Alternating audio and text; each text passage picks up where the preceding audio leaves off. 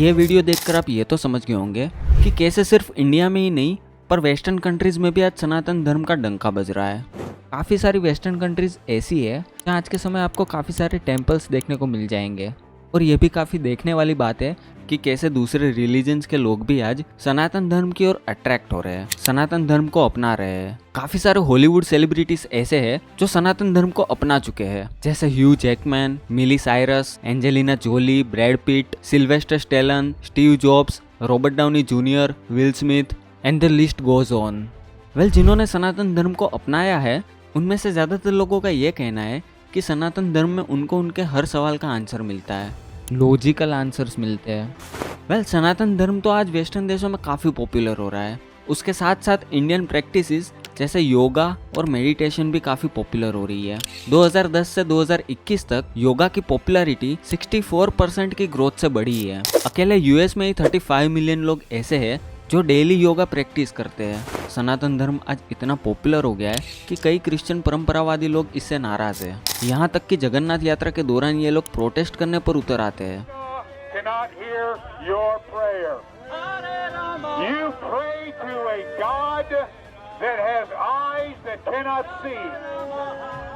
यहाँ तक कि ये लोग सनातन धर्म, हिंदू ट्रेडिशंस और हिंदू गॉड्स को सैटनिक बुलाते हैं। कुछ भी।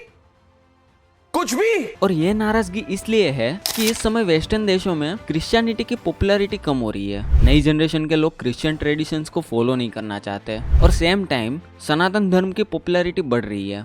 वेल, इसकी वजह क्या है? ऐसा क्यों हो रहा है कि वेस्टर्न देशों में क्रिश्चियनिटी की पॉपुलैरिटी कम हो रही है और हिंदुइज्म को इतनी पॉपुलैरिटी मिल रही है? ये समझने के लिए हमें थोड़ा डीप में जाना होगा। वेल, अगर आप हॉलीवुड मूवीज देखते हैं तो आपको पता होगा कि क्रिश्चियनिटी में पेगन शब्द का काफी यूज किया जाता है। पेगन शब्द का सिंपल सा मतलब है कि जो लोग क्रिश्चियन आइडियोलॉजी में नहीं मानते और जो लोग क्रिश्चियन आइडियोलॉजी को फॉलो नहीं करते वो सब पेगन है। मतलब आप चाहे किसी और धर्म के व्यक्ति को ले लो, चाहे वो हिंदू हो, मुस्लिम हो, बुद्धिस्ट हो, या फिर किसी ऐसे व्यक्ति को ले लो जो किसी भी धर्म में ना मानता हो, जो नास्तिक हो। क्रिश्चियंस के लिए जो क्रिश्चियनिटी को फॉलो नहीं करते वो सब पेगन्स है। अर्ली क्रिश्चियनिटी जो था वो डाइवर्सिटी और प्लूरलिज्म को बिल्कुल नहीं मानता था। ऑथर कैथरीन निक्सी की बुक द डार्कनिंग एज में उन्होंने बताया कि कैसे अर्ली क्रिश्चियंस ने बाकी पेगन कल्चर्स को बर्बाद किया।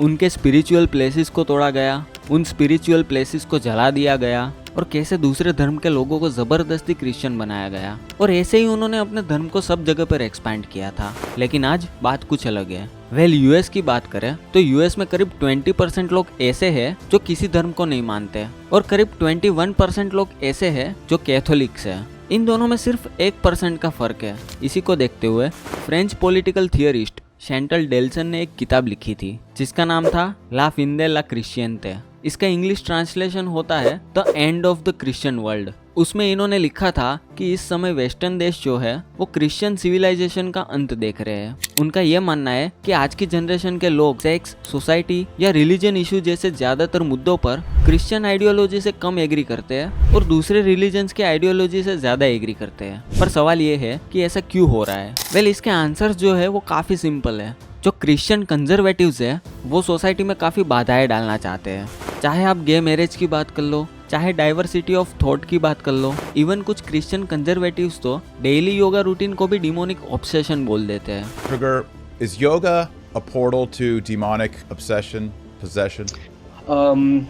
It is. और कुछ ये कहते हैं कि योगा करने से नर्क के दरवाजे खुल जाते हैं। Yoga, is it demonic? Should Christians participate in it? Listen, it is a door to the demonic realm. Basically ये लोग लोगों को धर्म के नाम पर डराने का काम करते हैं और वेस्टर्न देशों के लोग इन सब बातों से ऊब चुके हैं। इसके अलावा वेस्टर्न देशों में कुछ प्रॉब्लम्स है जो पिछले कई सालों से चल रही है, जैसे lack of freedom of belief, lack of freedom of love, lack of freedom of sexuality. ये सब ऐसी प्रॉब्लम्स है कि आज की जनरेशन इसे एक्सेप्ट नहीं करना चाहती। यही सबसे बड़ा रीजन है कि वेस्टर्न देशों की जो यंग जनरेशन है वो क्रिश्चियनिटी को छोड़कर दूसरे रिलीजन्स की तरफ अट्रैक्ट हो रही है, क्योंकि हिंदुइज्म और बाकी काफी सारे रिलीजन या कल्चर्स ऐसे हैं जो डाइवर्सिटी को काफी हद तक एक्सेप्ट करने के लिए तैयार होते हैं और क्रिश्चियन आइडियोलॉजी जो है वो इतनी आसानी से डाइवर्सिटी को एक्सेप्ट नहीं करती। यही कारण है कि वेस्टर्न कंट्रीज में क्रिश्चियनिटी डिक्लाइन कर रही है, जिनमें से सबसे ज्यादा पॉपुलेशन ऐसी है जो सनातन धर्म या सनातन आइडियोलॉजी से जुड़ रही है। क्योंकि आज के समय में ज़्यादातर वेस्टर्न यंगस्टर्स जो है वो अपनी लाइफ जीने के डाइवर्स तरीके देखना चाहते हैं। ये डाइवर्सिटी और प्लूरलिज्म तो सनातन धर्म सदियों से सिखा रहा है। एग्जाम्पल के तौर पे सनातन धर्म में आपको शिव को ज्यादा मानने वाले लोग भी मिल जाएंगे, विष्णु को ज्यादा मानने वाले लोग भी मिल जाएंगे। इवन सनातन धर्म के सिमिलर रिलीजन्स को ले लीजिए, चाहे बुद्धिज्म हो, चाहे जैनिज्म हो, चाहे सिख रिलीजन हो, इनमें काफी सारी समानताएं भी है और काफी ऐसी चीजें भी है जहां ये रिलीजन्स एक दूसरे से डिसएग्री करते हैं। डिसएग्री जरूर करते हैं, पर इन रिलीजन्स के बीच में हमें कभी नफरत देखने को नहीं मिलती। इवन सनातन धर्म में थर्ड जेंडर के भी कई सारे एग्जाम्पल्स मिल जाएंगे, जैसे अर्धनारेश्वर और शिखंडी। और हिंदू सोसाइटी में भी अदर जेंडर्स, ट्रांसजेंडर्स जो होते हैं, उनका आशीर्वाद मिलना काफी अच्छा संकेत माना जाता है। इसके अलावा आज के समय में वेस्टर्नर्स सनातन धर्म को क्यों अपना रहे, इसके कुछ रीजंस है।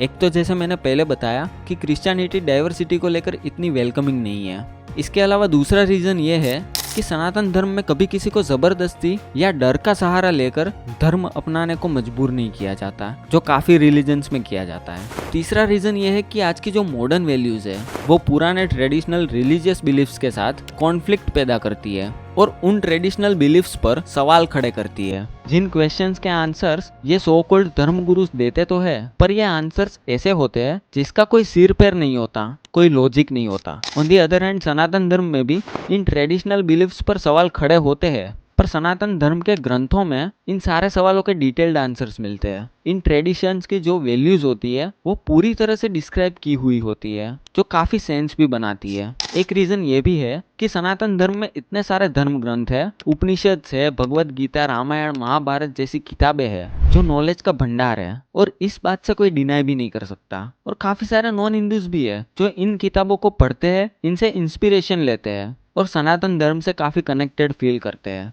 इन सब रीजंस के अलावा एक बहुत बड़ा रीजन हम कह सकते हैं इस्कॉन ऑर्गेनाइजेशन का इंटरनेशनल लेवल पर इन्फ्लुएंस। इस पर मैं डिटेल में फिर किसी वीडियो में बात करूंगा, अभी मैं आपको शॉर्ट में बता देता हूँ। इस्कॉन का फुल फॉर्म है the international society for Krishna consciousness. ये ऑर्गेनाइजेशन हरे कृष्णा मूवमेंट के नाम से भी जानी जाती है, जिसकी स्थापना 1966 में A.C. भक्तिवेदांता स्वामी प्रभुपदा के द्वारा की गई थी। इनका जन्म 1896 में कोलकाता में हुआ था और बचपन से ये वैष्णव ट्रेडिशन में लीन रहे।